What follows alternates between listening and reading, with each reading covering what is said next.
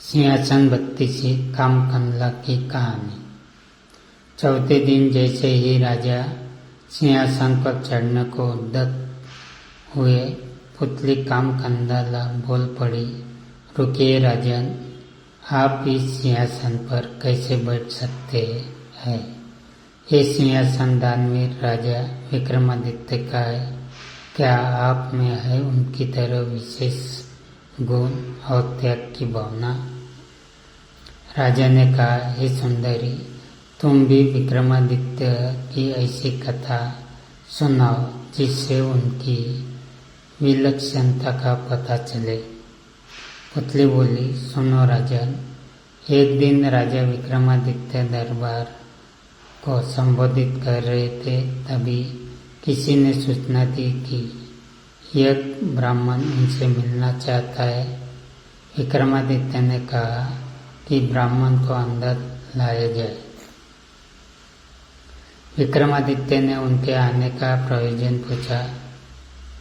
ब्राह्मण ने कहा कि वह किसी दान की इच्छा से नहीं आया है, बल्कि उन्हें कुछ बताने आया है। उसने बताया कि मानसरोवर में सूर्योदय होते ही एक खंभा प्रकट होता है, जो सूर्य का प्रकाश जो का तो फैलाता है, ऊपर उठता चला जाता है, और जब सूर्य की गर्मी अपनी पराकाष्ठा पर होती है तो वह साक्षात सूर्य को स्पर्श करता है।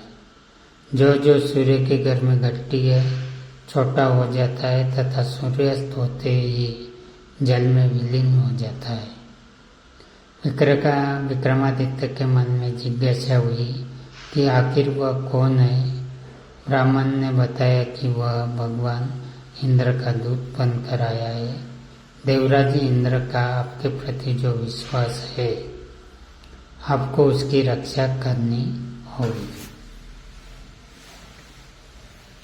आगे उसने कहा कि सूर्य देवता को घमंड है कि समुद्र देवता को छोड़कर पूरे ब्रह्मांड में कोई भी उनकी गर्मी को सहन नहीं कर सकता। देवराज इंद्र उनकी इस बात से सहमत नहीं है। उनका मानना है कि उनके अनुकंपा प्राप्त मृत्युलोक का एक राजा सूर्य की गर्मी की परवाह न करके उनके निकट जा सकता है। वह राजा आप है।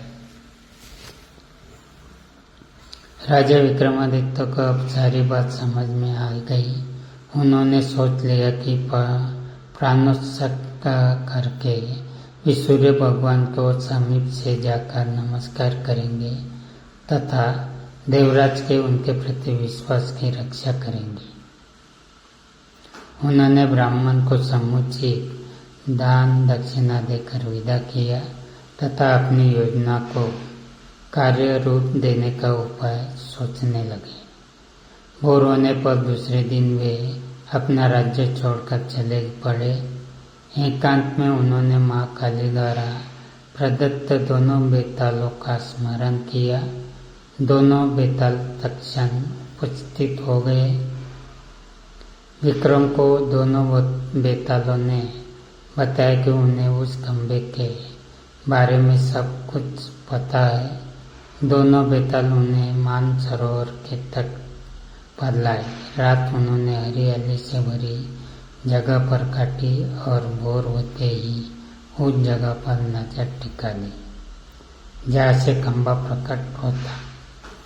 सूर्य की किरणों ने जैसे ही सरोवर के जल को छुआ, एक खंभा प्रकट हुआ। विक्रमादित्य तुरंत तैरकर उस खंभे तक पहुँचे। खंभे पर जैसे विक्रमादित्य चढ़े, जल में हलचल हुई और लहरें उठकर विक्रम के पैर छूने लगी। जो जो सूर्य की गर्मी बड़ी, खंभा बढ़ता रहा।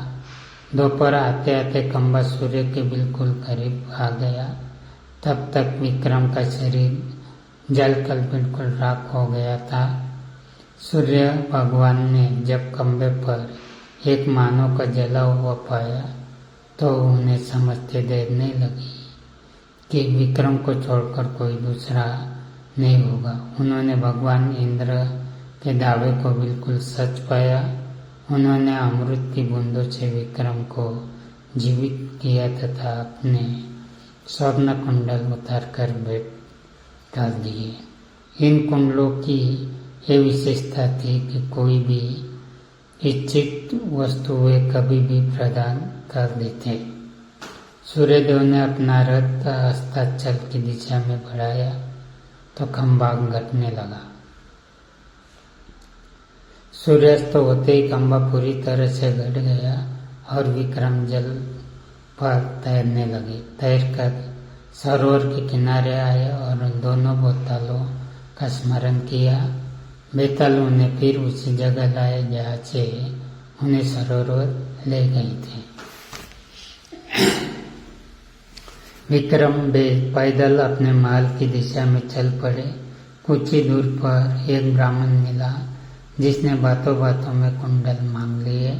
विक्रम ने बिना यज्ञ पल की देरी किए बेहिचक उसे दोनों कुंडल दे दिए। पुतली बोली, बोलो राजन, क्या तुम में है वह पराक्रम कि सूर्य के नजदीक जाने की हिम्मत कर सको, और अगर चले जाओ तो देवों के देव सूर्यदेव के स्वर्ण कुंडल किसी साधारण ब्राह्मण को दे सको। अगर हाँ तो इस सिंहासन पर तुम्हारा स्वागत है। राजा पेशोपेश में पड़ गया और इस तरह चौथा दिन भी चला गया। पांचवें दिन पांचवी पुतली लीलावती ने सुनाई विक्रमादित्य के शौर्य की गाथा।